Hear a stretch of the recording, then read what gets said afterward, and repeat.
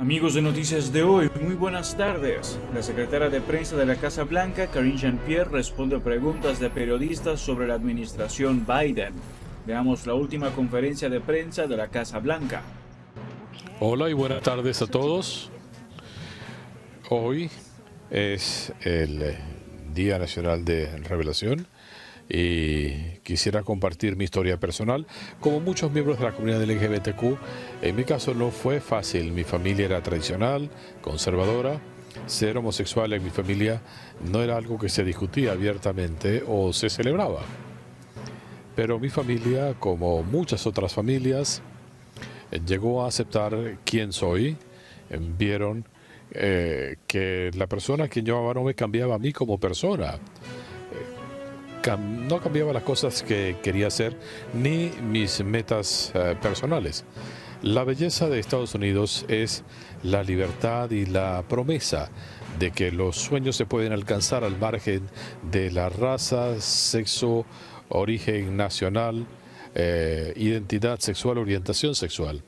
Esto es algo por lo que seguimos luchando, especialmente cuando seguimos viendo olas de legislación anti-LGBTQ en el país, y por eso me siento honrada de servir al presidente y a la primera dama, quienes han estado al lado de la comunidad LGBTQ durante muchos años y que siguen al lado de todos y pensando en aquellos que están pensando en dar a conocer su situación personal.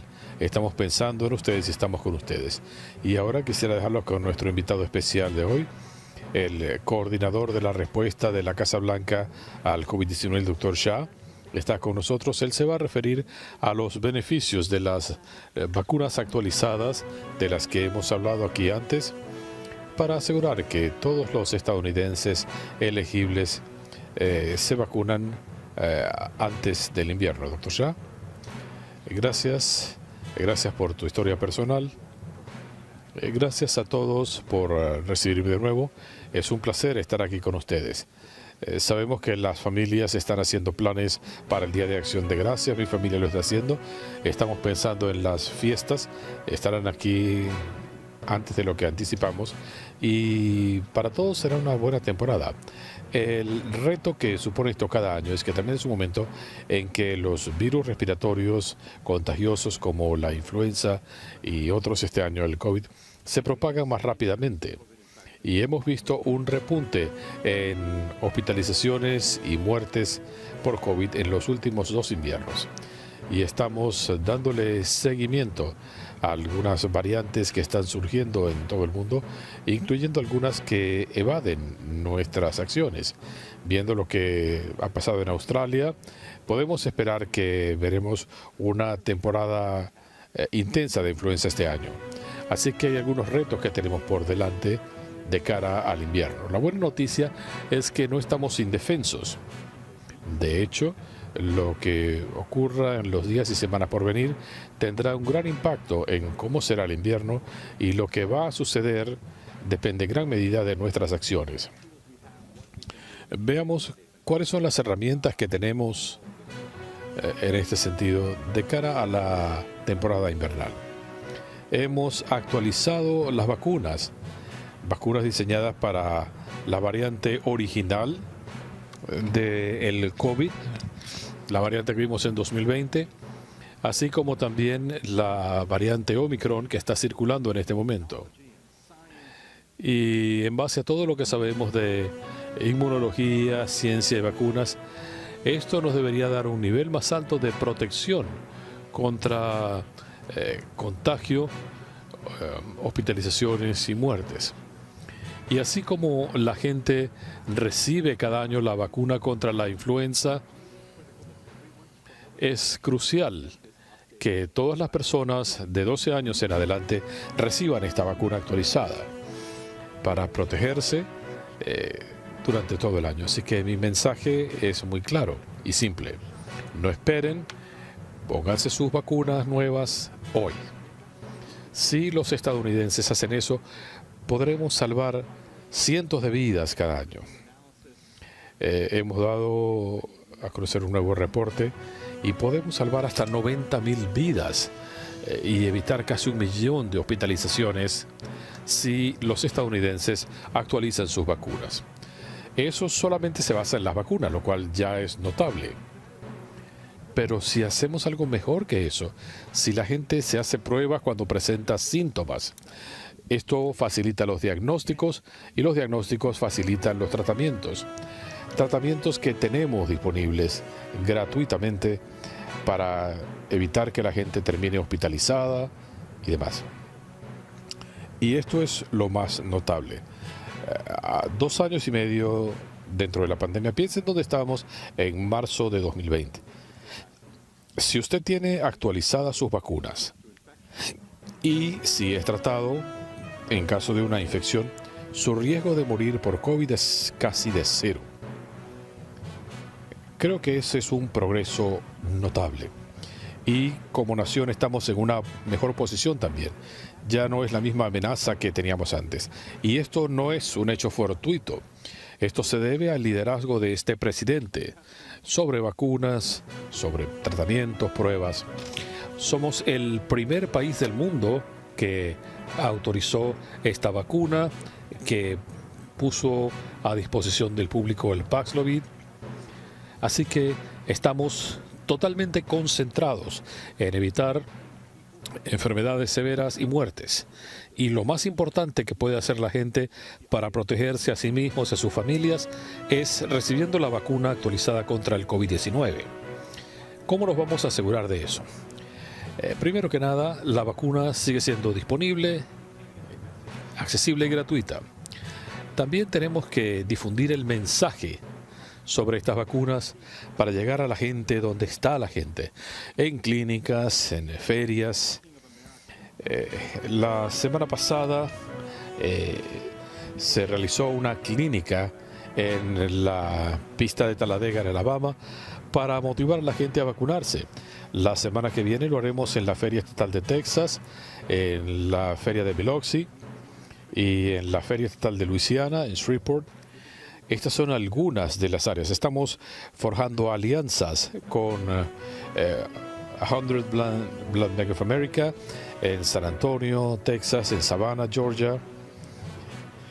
Y estamos haciendo esfuerzos en las próximas semanas. Estamos trabajando con farmacias y con mensajeros confiables, comunidades de fe y demás, dejando en claro que estas vacunas pueden salvar vidas. Sabemos que estas vacunas son seguras y son efectivas. Y aparte de las vacunas, un punto más, porque sabemos que hay confusión en redes sociales, la gente quiere hablar de lo que dicen las evidencias y demás. Si usted tiene 50 años o más y tiene alto riesgo y se infecta, debería someterse a tratamiento. Eso le puede salvar la vida. Y voy a concluir diciendo que hay más trabajo que hacer, hay retos importantes que tenemos por delante. Estamos haciendo todo lo posible desde el gobierno para mantenernos al frente del virus. Pero si todos ponemos de nuestra parte, con el Congreso, con el pueblo estadounidense, tengo plena confianza en que podremos manejar este virus con menos sufrimiento y podemos tener una temporada de fiestas más saludable. ¿Preguntas? Doctor Shah, en cuanto a el anticipado repunte durante el invierno, ¿nos puede actualizar las cifras, número de casos y con el tiempo que tenemos por delante es suficiente? ¿Cuándo se cerrará esa ventana? Mire, no tenemos una estimación del número de infecciones. Hay distintos modelos que estamos analizando, modelos académicos. Se anticipa que veremos más infecciones en concordancia con lo que vimos en los últimos inviernos. En cuanto al mejor momento para vacunarse, lo ideal sería hacerlo antes de Halloween. ¿Por qué? Porque toma un par de semanas que el organismo desarrolle los beneficios de las vacunas. Así que esto nos lo pondría a disposición para las fiestas. Nuevamente se requiere algo de tiempo para desarrollar los beneficios de la vacuna. Siempre hay un beneficio, pero esencialmente es que si para el Día de Acción de Gracias van a estar con familiares y amigos, este es un buen momento para vacunarse. La Casa Blanca dice que la pandemia ha sido superada. ¿Cuál es el mensaje para los estadounidenses? ¿Pueden actuar como si las cosas estuvieran ya bajo control? El mismo presidente ha dicho que cada día hay decenas de miles de personas que se contagian. Si queremos velar por la seguridad de la gente, lo importante es que la gente se vacune, número uno, y número dos, que las personas infectadas sean tratadas. Si la gente hace eso, marcaremos una gran diferencia, evitando hospitalizaciones y muertes, y eso es lo fundamental.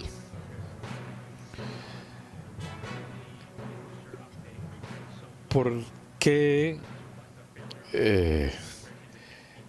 se han demorado con los refuerzos? ¿Es esto una falla de parte de la Casa Blanca? El presidente tiene el megáfono más poderoso, ¿por qué no lo utiliza? Hablemos de dónde estamos en este momento, en lo que concierne a esta vacuna contra el COVID. Tendremos más cifras de los CDC. Pensamos que en cuanto al número de casos de COVID que veremos en el fin de semana, siempre anticipamos que habría un repunte. No todo el mundo se vacuna contra la influenza en septiembre. Hay gente que está más concentrada en la vuelta al colegio. En octubre, cuando comienza a bajar la temperatura, la gente dice, bueno, es el clima de acá. A medida que eso sucede, tendemos a ver un repunte y vamos a hacer todo lo posible en este sentido. Todos estamos hablando de esta situación. Lo ha dicho secretario de Salud y Servicios Sociales, el director de Salud Pública, el presidente. Todos hemos hablado de la importancia de recibir la vacuna y el refuerzo. Pero algo no está funcionando. No, desde el comienzo anticipábamos que septiembre sería un mes de avance progresivo y esperamos ver una cresta en octubre. El mensaje se está difundiendo y queremos que la gente entienda que si quieren velar por su salud en el otoño y en el invierno, este es el momento de vacunarse. El presidente va a recibir su refuerzo y ¿qué recomiendan a personas como él que han tenido COVID recientemente? El consejo que damos es que las personas deben esperar 3 meses después de su infección más reciente. En octubre sabemos cuándo el presidente puede recibir su refuerzo. Pero lo mismo ocurre con la primera dama. Estamos guiándonos por la ciencia y la evidencia indica que lo óptimo es esperar unos meses. Ustedes pidieron $22 millones en fondos para enfrentar el COVID, tratamientos de nueva generación y demás, pero el dinero no se materializó. ¿Nos pone esto en desventaja de cara al invierno? No hay duda que esto ha afectado nuestra respuesta, la falta de fondos. Lo hemos dicho desde acá. Pensamos que es sumamente importante el tener la vacuna. Tenemos fondos para pruebas, equipos de protección personal. Esto es fundamental. Tenemos reservas nacionales o de pruebas. Hemos tenido que mover recursos de un lado para otro para tener fondos para las nuevas generaciones de vacunas. Nuestra campaña ha sido más limitada por limitación de fondos. Mucha de la responsabilidad recae en el Congreso. No se puede tener una respuesta nacional frente a un virus altamente letal sin la colaboración del Congreso.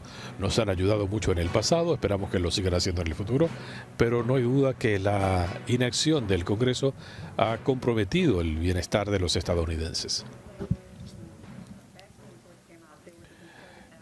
Cuando salió la vacuna, había un esfuerzo concertado para promover la vacunación entre las minorías.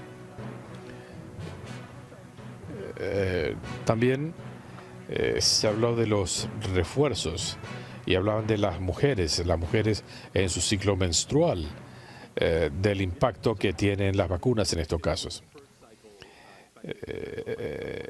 En el estudio se reveló una alteración de un día en el ciclo menstrual, después se normalizó.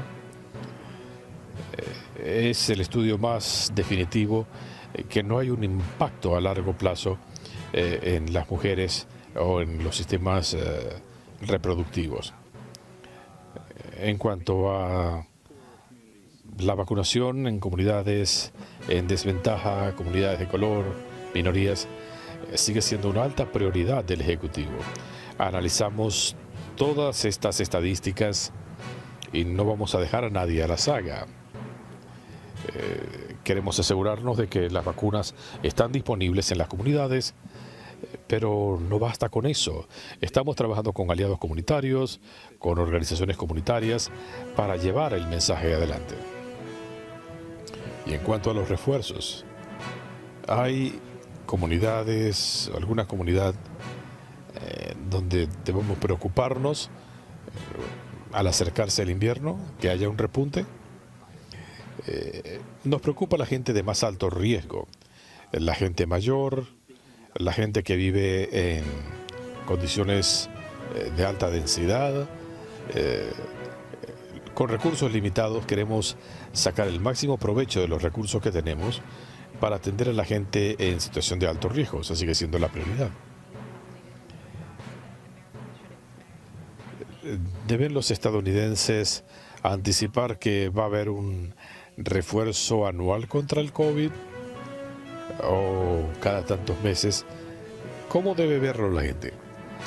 Para la mayoría de los estadounidenses sería una vacuna al año. Miren, piensen que la persona promedio de 40 años, si recibió el refuerzo en otoño, sería elegible para una revacunación hace un mes. Así que básicamente es un ciclo de una vez al año.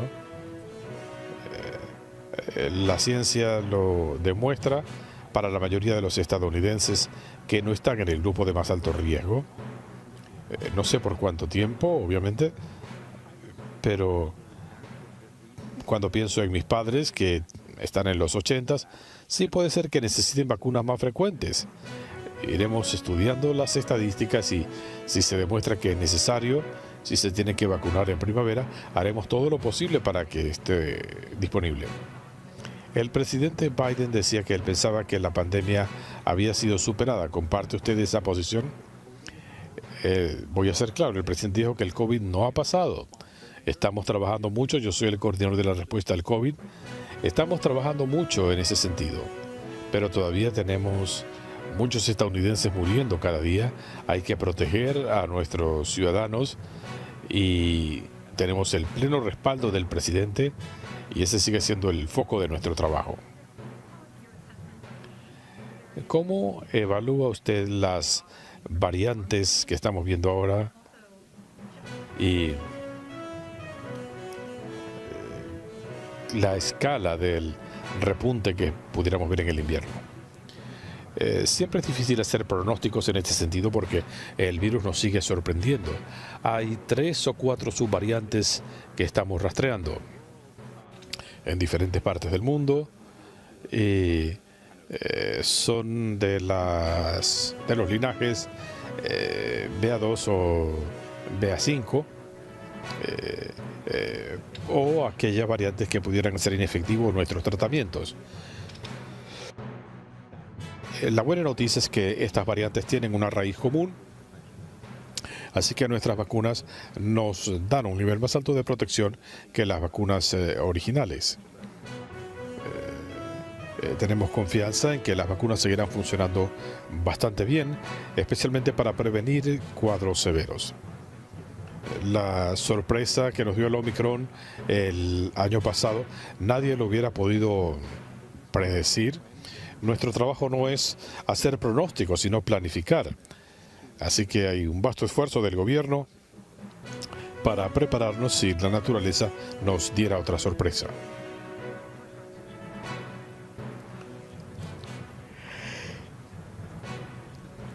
En la primera campaña de vacunación, el gobierno Biden decía que la meta era vacunar al 70% de los estadounidenses. Ahora la cifra se ha reducido. ¿Están trazando ustedes una nueva meta de estadounidenses vacunados de aquí a Halloween? Bueno, no se trata de metas por un lado o por otro. Queremos vacunar a tantos estadounidenses como sea posible, con una vacuna mejor. Es una actualización importante frente a lo que teníamos antes. Mientras más vacunados, mejor. Es como si me preguntan cuántas muertes queremos reducir. Mire, una, dos ya es demasiado. No estamos trazando metas, sino queremos reducir el número de muertes, vacunar a más gente, y la meta es vacunar a tanta gente como sea posible. En cuanto al comentario del presidente en 60 Minutes, ¿cree usted que el comentario del presidente ha contribuido a reducir el interés en vacunaciones? Voy a ser muy claro sobre esto.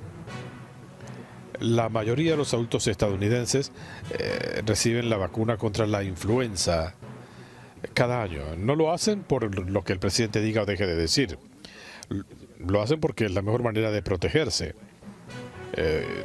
Del mismo modo, creo que la mayoría de los estadounidenses comprende que seguimos en una situación en la que tenemos que enfrentar el COVID. Obviamente estamos mejor que donde estábamos y la mejor manera de protegerse es con la vacuna. Los comentarios del presidente no tienen nada que ver con esto. Cuando dices que esperas un repunte en las vacunaciones en octubre, ¿subestimó la Casa Blanca la situación? Recuerda que no teníamos dinero para esto. Pensamos que es muy importante tener suficientes vacunas para los estadounidenses que las requieran. Le pedimos fondos al Congreso, el Congreso no aprobó esos fondos, hubo que sacar fondos de otros programas muy importantes. Compramos 70 millones de dosis para ponerla a disposición de comunidades rurales. No se van a usar todas las dosis. Así que queremos tener un cierto margen en el sistema y queremos comprar suficientes vacunas para que todo el que se quiera vacunar lo pueda hacer.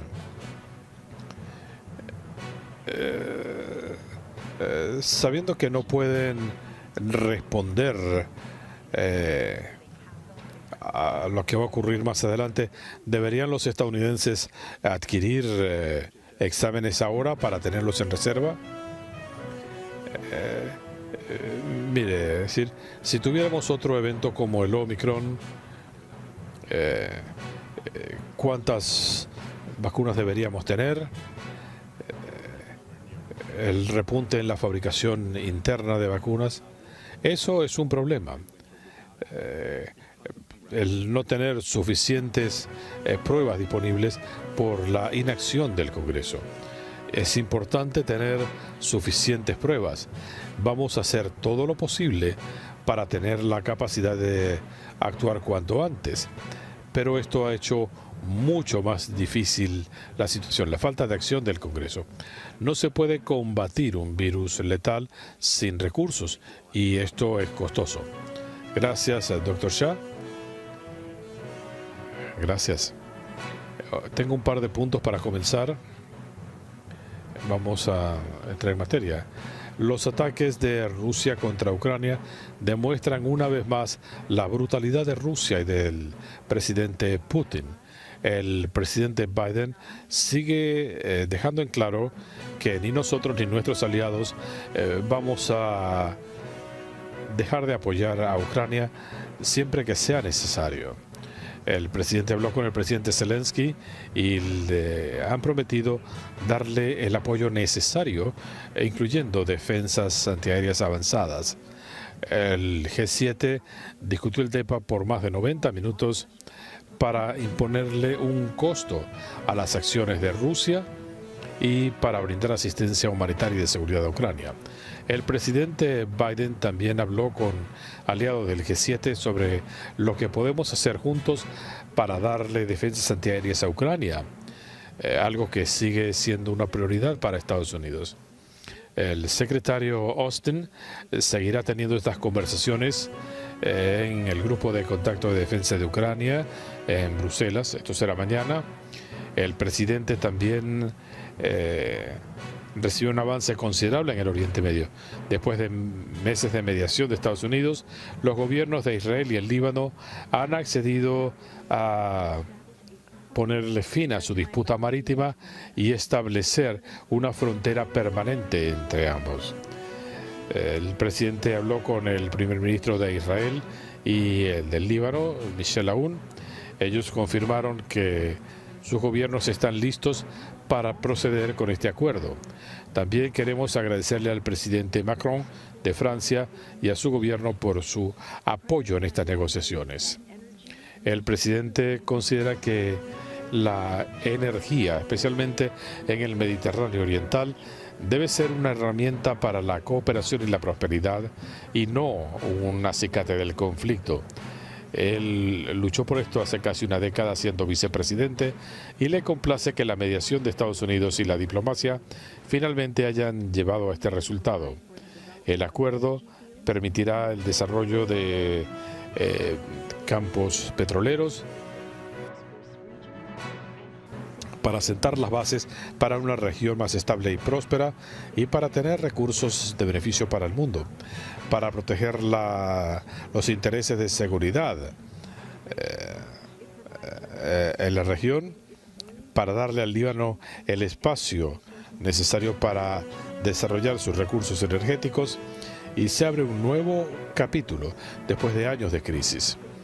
Se están promoviendo los intereses de Estados Unidos y el pueblo estadounidense en un Oriente Medio más próspero e integrado, con un menor riesgo de conflictos. Todos estos elementos centrales de la visita del presidente a la región en el verano. Nos complace haber llegado a este avance y felicitamos a todos los involucrados. Y finalmente, quiero reconocer que hoy es el Día Internacional para celebrar el poder de las jóvenes y niñas en el mundo. Especialmente pensamos en las valerosas mujeres y niñas que están protestando en Irán. Las mujeres deben poder expresarse a sí mismas como quieran y donde quieran, sin temor a violencia u hostigamiento. Hay mucho trabajo por hacer para desarrollar un ambiente equitativo y justo para nuestras hijas, y seguimos dándole prioridad a este trabajo, brindando oportunidades económicas y promoviendo el acceso igualitario a la educación, entrenamiento laboral y al empleo, protegiendo y ampliando el acceso de las mujeres y niñas a la atención médica, y para hacerle frente a la violencia de género donde quiera que se suscite. El presidente y la vicepresidenta seguirán hablando en favor de las mujeres y niñas del mundo. ¿Preguntas? En cuanto a la relación con Arabia Saudita,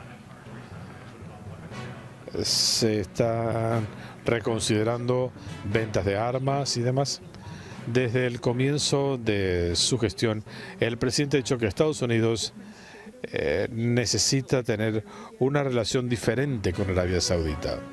Lo dijo desde muy temprano y lo reiteró esta semana cuando la OPEP decidió alinear su política de energía del lado de las metas de Rusia. Esto destaca la necesidad de reevaluar la relación con Arabia Saudita. Estamos evaluando dónde estamos en este momento y vamos a darle seguimiento en los próximos días y meses, y vamos a consultar con nuestros aliados y con miembros del Congreso, y se van a tomar decisiones tan pronto como esta revisión se complete. Pero no me quiero adelantar, ese es el proceso. No tengo un cronograma, pero esto es algo que vamos a darle seguimiento muy de cerca y vamos a reevaluar la relación con Arabia Saudita, especialmente tras la decisión de la OPEP+, y ya lo dijimos la semana pasada. ¿Considera el presidente que Arabia Saudita se ha puesto del lado de Rusia en la guerra? Pensamos que la decisión de la OPEP ciertamente se están alineando con Rusia, y este no es el momento de alinearse con Rusia, especialmente frente a esta guerra brutal y sin precedentes lanzada por Rusia en Ucrania. Y hemos sido muy claros al respecto. El presidente lo ha sido desde el comienzo del conflicto. Así que esta decisión de la OPEP demuestra que están alineando su política energética con Rusia. El senador Bob Menéndez propuso que Estados Unidos suspendiera las ventas de armas a Arabia Saudita. ¿Consideraría al presidente eso? El presidente ha sido muy claro en que necesitamos encontrar una nueva relación con Arabia Saudita. Vamos a evaluar nuestras políticas para determinar cómo vamos a actuar. Estamos revisando esto. No quiero adelantarme a la decisión del presidente. No tengo nada específico que decir en este momento, pero vamos a revisar dónde estamos y le vamos a dar una revisión muy cuidadosa. De cara a esta resolución de la ONU condenando la actuación de Rusia en Ucrania, ¿qué es lo que está en juego? Especialmente cuando el presidente Biden está tratando de mantener la cohesión de esta coalición. Hemos sido muy claros respecto a lo que estamos viendo, la agresión de Rusia a Ucrania. Nosotros y nuestros aliados en Europa y en el mundo. Algo que le puedo decir es que cuando comenzamos este proceso, Putin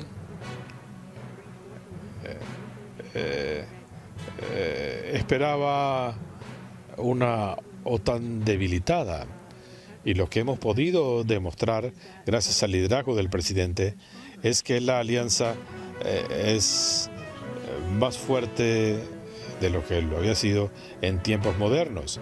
Las democracias están actuando juntas. Putin estaba contando con esto y no lo ha conseguido.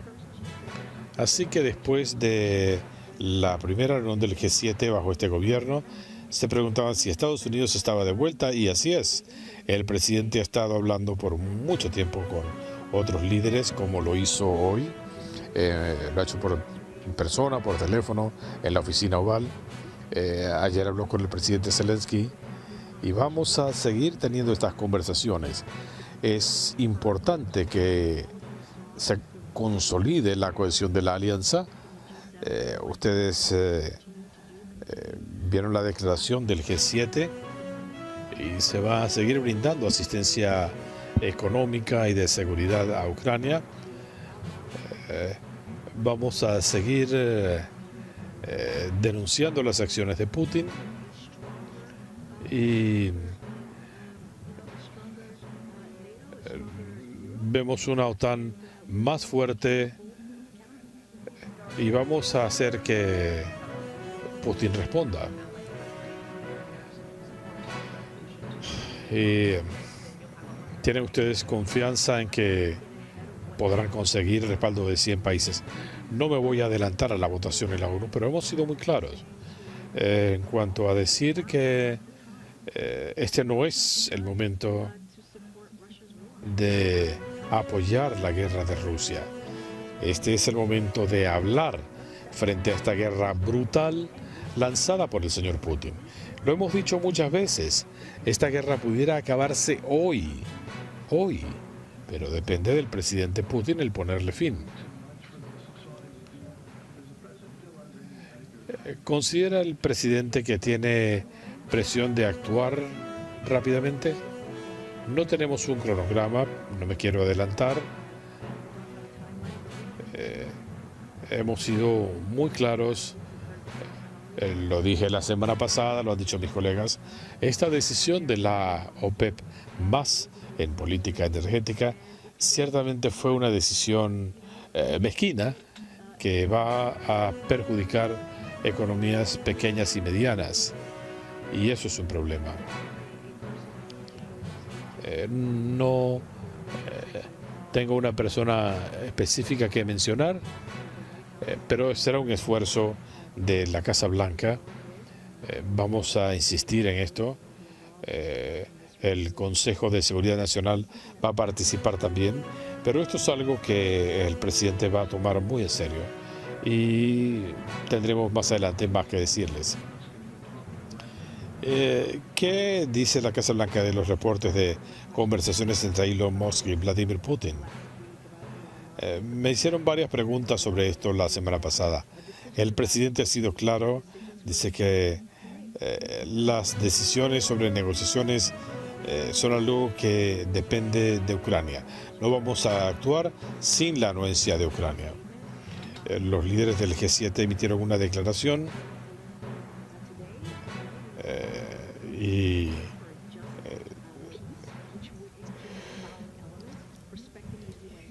nos satisface la posición del presidente Zelensky de proteger la integridad territorial, el acta constitutiva de la ONU, salvaguardar la capacidad defensiva de Ucrania, asegurar la recuperación y reconstrucción de Ucrania y canales para hacer esto con fondos de Rusia y responsabilidad por los crímenes de guerra cometidos por Rusia.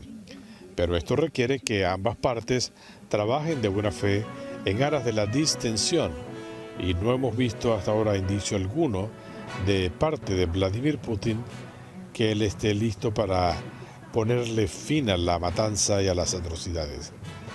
Esta guerra la comenzó Putin y él le pudiera poner fin si quisiera.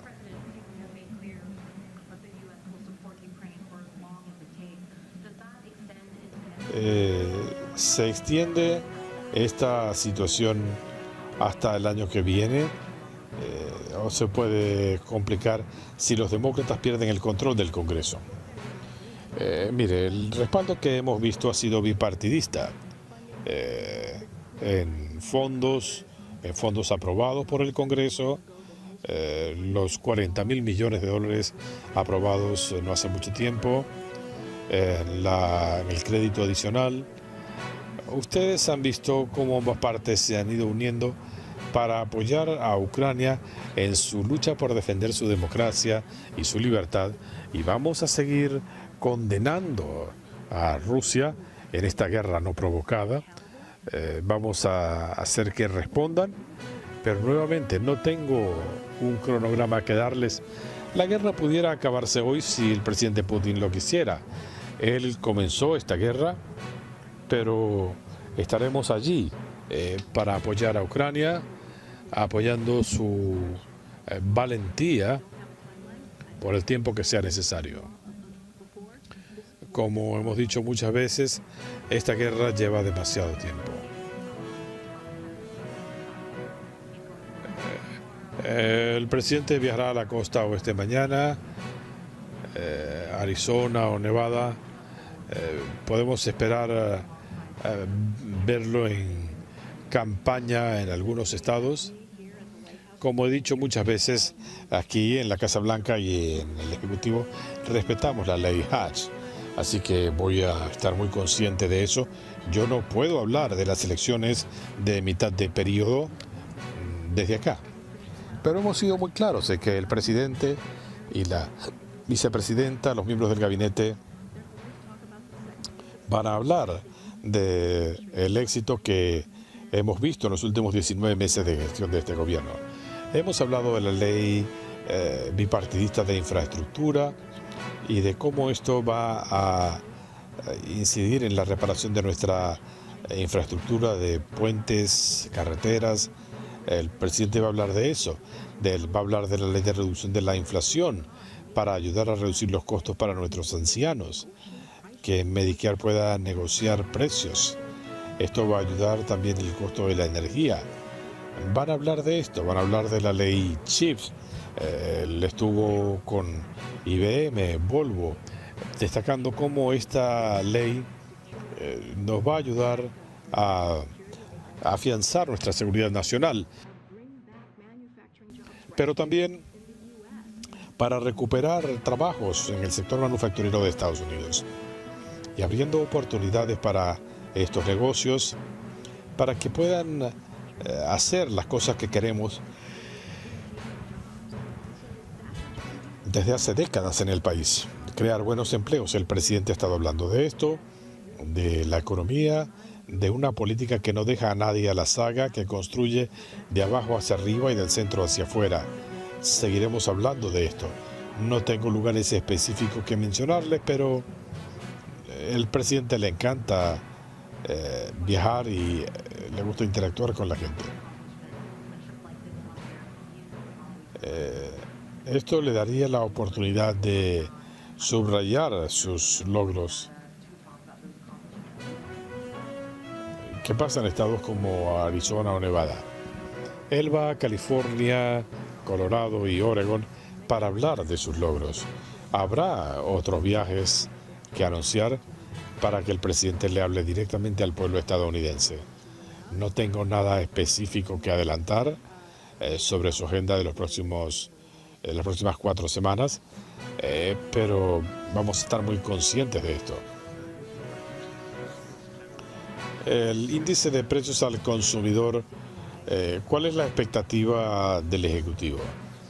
¿Te refieres al índice de precios? El presidente ha dicho que la meta es reducir los costos para el pueblo estadounidense. Esa sigue siendo una prioridad. Sabemos que hay mucho trabajo que hacer, pero sí hemos visto avances para el pueblo estadounidense. La gente tiene más ingreso discrecional gracias al fortalecimiento del mercado laboral. Los precios del combustible han bajado casi $1 por galón y estamos dándole a las familias un respiro. Esto va a ayudar a reducir los costos de cuidar la salud, costos de la energía y ¿saben qué más? Hemos visto esta semana y la semana pasada cómo los republicanos en el Congreso votaron contra la ley de reducción de la inflación. Pero eso sí, lo primero que quieren hacer es eliminar esta ley. Con lo cual estaríamos beneficiando a grupos de intereses especiales.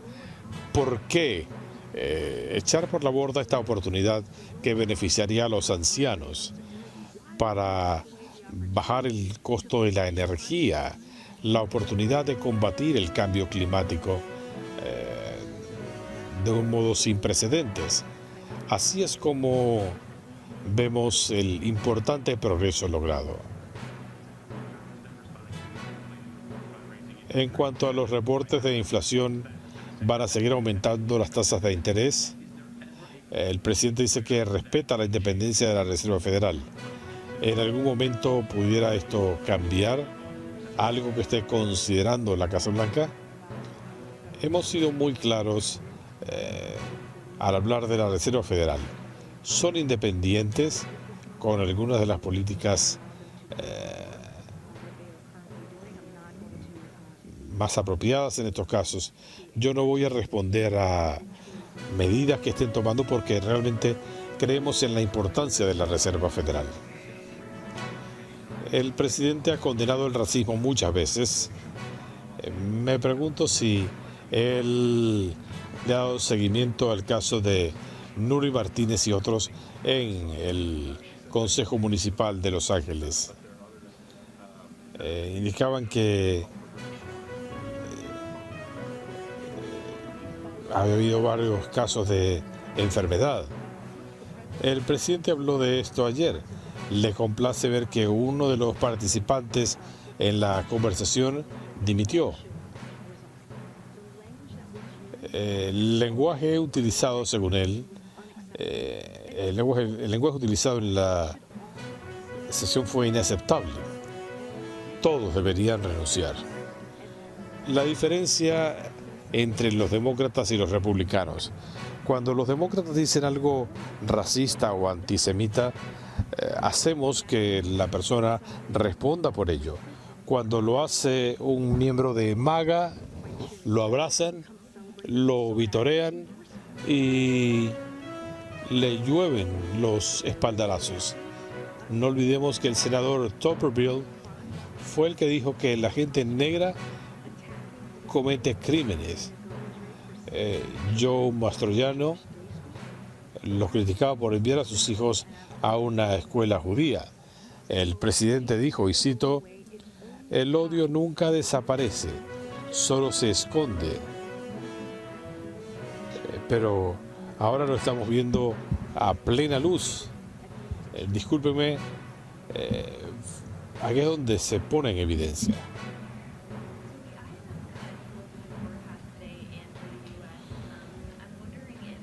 En cuanto a los pronósticos para Estados Unidos, ¿se ajustan a los que ve internamente la Casa Blanca? ¿O piensan que lo peor aún está por venir? Lo he dicho antes y lo reitero. El presidente tiene un mensaje para el pueblo estadounidense y quiere que sepan lo siguiente. Gracias a la fortaleza de los estadounidenses y a la estrategia económica, desde el primer día de este gobierno establecimos políticas para asegurar que Estados Unidos esté en una posición más sólida que cualquier otro país para navegar esta nueva realidad. Lo hemos visto en los últimos 19 meses de este gobierno. Queremos asegurarnos que el país comprende. La gente está volviendo a trabajar y la legislación económica, si ustedes piensan en los chips, esto va a fortalecer nuestra economía y la va a hacer más fuerte en los años por venir. Y esto es importante, por supuesto. Vamos a seguir dándole seguimiento cercano a esta situación. El presidente se va a reunir con miembros de su equipo económico. Como hemos dicho, hemos enviado actualizaciones en cuanto al desarrollo económico global. Es importante tomar todo esto en serio.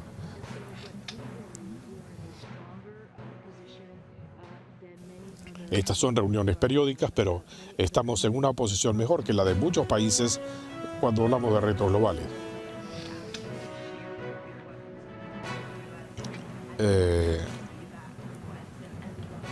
¿Ha habido alguna solicitud al Ejecutivo de compartir armas nucleares? Yo he visto los reportes, pero no tengo nada que decirles en este momento. ¿Les preocupa que uno de los 12 sindicatos ferroviarios no parece estar de acuerdo con el convenio que ayuda a negociar el presidente?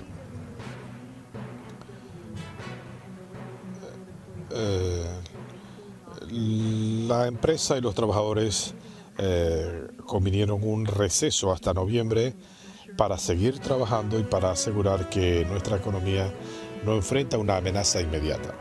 El presidente sigue concentrado en proteger a las empresas y granjas de Estados Unidos, evitando un cierre del servicio de trenes. Como usted decía, un sindicato rechazó la propuesta. Eso no significa que nos encaminemos a un cierre del servicio ferroviario. Simplemente significa que hay que trabajar más para llegar a un convenio que pueda ser aprobado por los trabajadores. Así funcionan los sindicatos y la ratificación de contratos es parte de estos procesos. Esto ha ocurrido durante años y con frecuencia el debate ha sido bastante fuerte. Así que no es una sorpresa que haya retos. Estamos listos para ayudar, pero esto no es algo inusual. En cuanto a la revisión de las relaciones con Arabia Saudita, usted decía que el presidente lo está tomando muy en serio, pero que no había un cronograma. ¿Es esta una estrategia retórica o es una revisión de verdad? presidente le ordenó al Departamento de Energía a extraer otros 10 millones de barriles de petróleo de reserva estratégica. Él está actuando, entiendo, pero quiero que sepas que él toma esto muy en serio, lo ha hecho desde el primer día y él va a seguir tomando estas medidas, usando las herramientas a su disposición para encarar este tema tan importante. El presidente ha dicho desde el comienzo de su gestión que necesitamos redefinir esta relación que tenemos con Arabia Saudita. Él lo ha dicho desde ya hace mucho tiempo. La decisión de la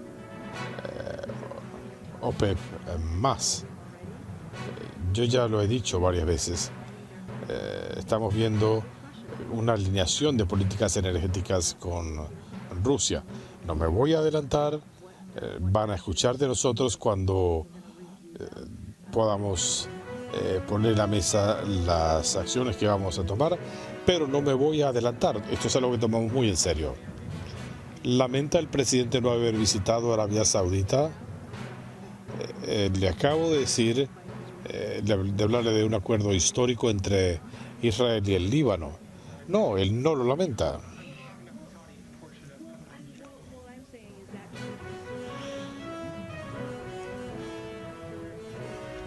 Lo que digo es que este fue un viaje muy importante para nuestros intereses nacionales y para el pueblo estadounidense. De este viaje salieron a relucir un par de cosas. Esa es una. Pero también para la región del Oriente Medio, el presidente, como saben, pudo interactuar con 13 líderes para hablar múltiples temas concernientes a Yemen y otras áreas. Arabia Saudita participó activamente en esta tregua. Se trata de una agenda afirmativa para la integración regional y durante el viaje completamos históricos acuerdos, por ejemplo, para ampliar las rutas para vuelos de Israel. El presidente fue el primero que visitó esta región sin que hubiera en el área operaciones de combate de Estados Unidos. Así que salieron a relucir muchas cosas de esa reunión, pero la importancia de estar en el Oriente Medio cuando el presidente avanza con su agenda de política exterior no es algo que haya que lamentar. Volviendo a las conversaciones del sistema ferroviario, ¿se va a involucrar el presidente en las conversaciones? Estamos listos para ayudar de cualquier modo posible. Como ustedes saben, la ley establece el proceso bajo el que estamos trabajando. El presidente tiene la autoridad para establecer una junta independiente y lo hizo en julio, y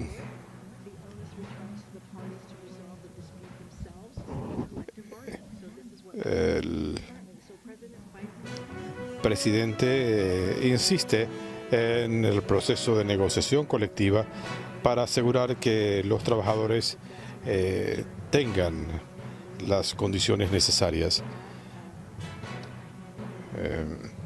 Se ha trabajado para tomar todas las medidas necesarias para que las partes sigan negociando de buena fe y sigan haciendo el trabajo necesario para llegar a soluciones mutuamente aceptables. Esto es algo que hemos visto y estamos listos para ayudar. En cuanto a la deuda estudiantil, el Departamento de Educación dio a conocer un adelanto del proceso de solicitud.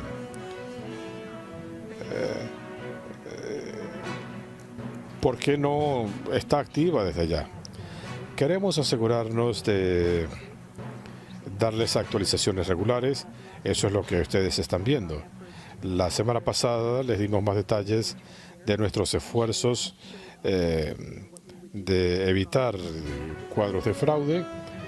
Esta semana le estamos dando a todos un adelanto de cómo será el formulario y muchos de ustedes tenían curiosidad al respecto, así que lo hicimos. Queremos ser transparentes sobre este proceso y asegurar que sea un formulario fácil de llenar. Se puede completar en menos de 5 minutos y estará disponible en plataformas móviles y en computadoras, y seguiremos dando actualizaciones regulares. Toma tiempo, pero el Departamento de Educación está muy concentrado en esto, y tan pronto tengamos información sobre la fecha para someter las solicitudes, lo haremos. Pero cada semana tratamos de darles más información porque sabemos que hay mucha curiosidad entre no solo ustedes, sino el público en general y las personas elegibles.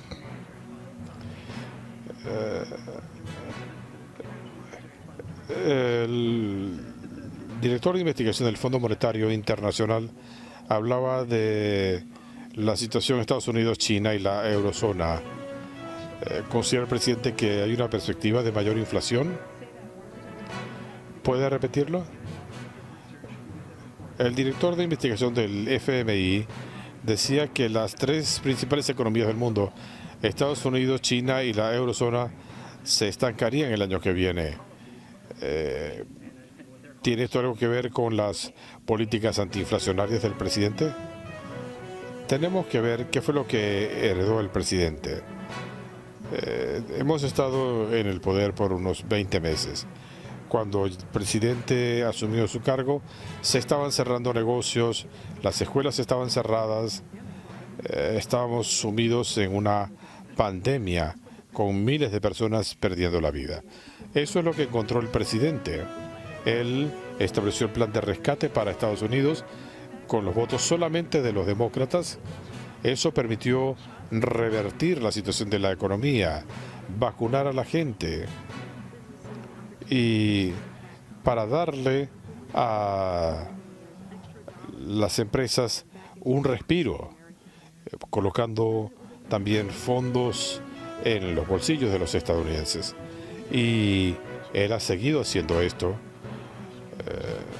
con la ley de reducción de la inflación, y no olvidemos con el trabajo que ha hecho el presidente en los últimos meses para bajar el precio de la gasolina. ¿Por qué? Por los retos globales que enfrentan muchos países en el mundo. Y lo que estamos diciendo es que debido a lo que ha hecho este gobierno, a lo que ha hecho el presidente, estamos en mejor posición para lidiar con estos retos globales. No olvidemos la guerra que comenzó Rusia en Ucrania. Eso ha encarecido los alimentos, los combustibles, y el presidente ha hecho y sigue haciendo todo lo posible para que los precios bajen. Y la pandemia también ha generado retos globales. Si algo ha pasado es que las políticas del presidente nos han vuelto a encarrilar de una manera histórica, creando 10 millones de empleos. Un par de preguntas más y tengo que irme. El gobierno de Haití ha pedido una intervención militar internacional para establecer un corredor humanitario para contrarrestar la actuación de pandillas en el país. Se ha hablado de una fuerza de reacción rápida, de una acción multilateral. ¿Qué está dispuesto a hacer el presidente?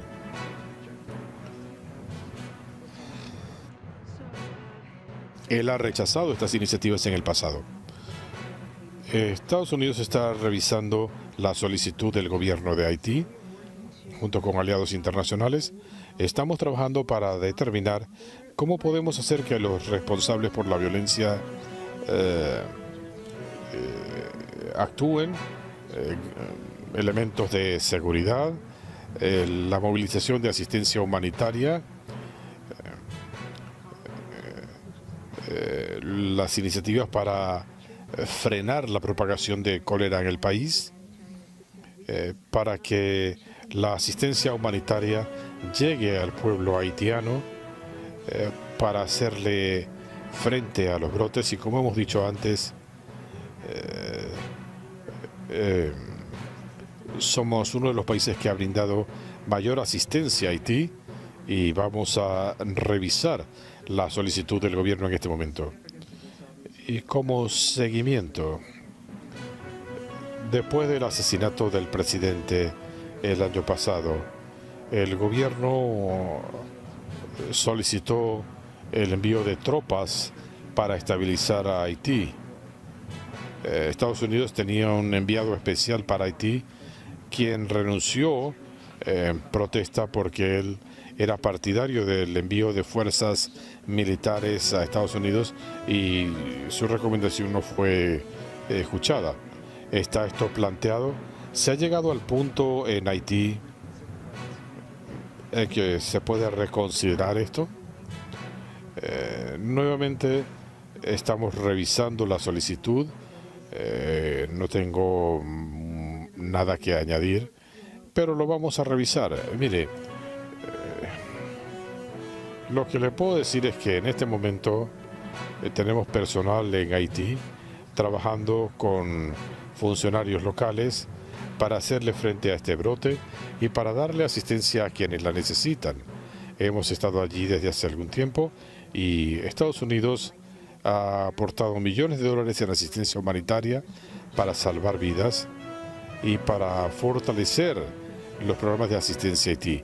Y en los últimos 18 meses se han asignado casi 90 millones de dólares en asistencia de seguridad. Y en cuanto a las fuerzas militares, hemos ofrecido ayuda para fortalecer la capacidad de la policía haitiana de enfrentar a las pandillas y restablecer el imperio de la ley.